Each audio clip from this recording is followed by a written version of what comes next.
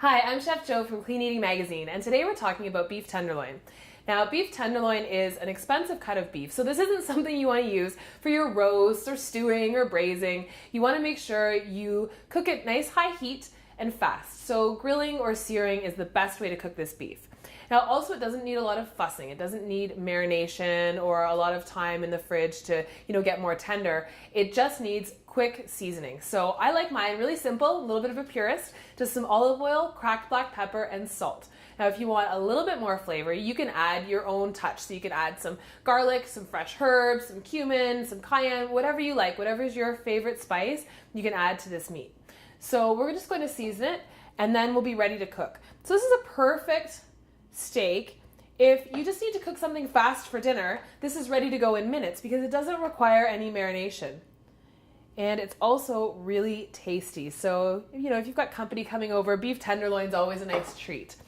Now, just a little bit of cracked pepper, both sides, and we're gonna rub this in after, so don't worry. There you go. And by using your tongs, you don't have to worry about, rinsing your hands in between. If you've got a friend helping you cook, you can rub all the seasoning in while they season it up, which is perfect. Now we've got salt, a little bit of salt on this side. Just a little bit of sea salt. There we go. And now we can rub it in. So you want to make sure you rub the seasoning into your meat all the way across because you want to make sure the whole surface is seasoned. If, a little corner's not seasoned and I take that as my first bite, then it's not going to have a lot of flavor. So make sure all the seasoning's rubbed in on all sides. Now, the other point to note is that there's string on tenderloin sometimes when you buy it, and this is to hold it in a uniform piece so that it cooks evenly and it's not sort of falling apart. Leave this on until you're done cooking and then make sure you cut it off because there's nothing more embarrassing than having your friends over for dinner and someone cuts into this little piece of string. We're ready to cook our beef tenderloin, so we have our non-stick pan and it's heating here over medium-high heat. Now you don't need to crank it all the way up to high heat. Medium-high is perfectly fine. Now once it's nice and hot, then you can add your oil. Just a little bit of olive oil because we've already got a non-stick pan, plus there's oil on our beef already, so we don't need to add a lot. Now your second thing that you should really be aware of is don't play around with your meat while it's cooking in the pan. Just let it sit there. Once you put it in, let it sit. It's going to sear and caramelize on the outside, and you'll know it's done when it lifts away from the pan. If you've got to move it around and jab at it, it's going to tear the meat. It's not ready to move. So, a little bit of olive oil, and just swirl it around. Now your beef's only going to take about 2 to 3 minutes aside just to get it nice medium rare. So don't walk away from your stove while it's cooking. Ah, perfect. Listen to that. Now don't touch it. Everyone wants to shake the pan and move it around. Just let it sit there. It's happy. It's doing fine in the pan here. See, even I want to touch it. Put the tongs down. Step away from the tongs. All right, this is nice and hot. It's smoking. Let's see. That looks perfect. And see, I didn't have to play with it. I didn't mess around or do anything. It's a really easy steak to cook because you just leave it alone. Let it sit there. Perfect. Just like it is.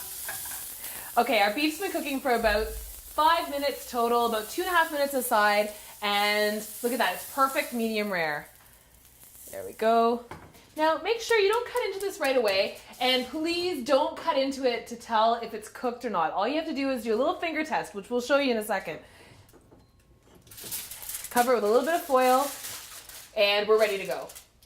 Our beef tenderloin just came out of the pan, and to me it looks about medium rare now, which is how I like it, either medium rare or rare. So I'll show you my little handy finger test so you don't have to cut into your steak or use a thermometer to see how it's cooked. Now if you just take your hand and pinch the little fleshy part that's right underneath your thumb, now that's what a rare steak feels like. If you feel that and then touch the steak, they should feel the same if it's rare. Now, if you put your thumb and first finger together, and again, pinch that little fleshy part underneath, that feels like medium rare. Then your middle finger would be medium, your fourth finger would be medium well, and then your fifth finger is well done, which is not how you should cook your beef tenderloin. So, I think this is medium rare. Looks like it. And don't forget to cut off that little string. So just snip this little guy off. How embarrassing if we left that on. There you go. Oh, little tiny piece. This is why you have the string, because these little pieces come off. There we go. Just slip that off.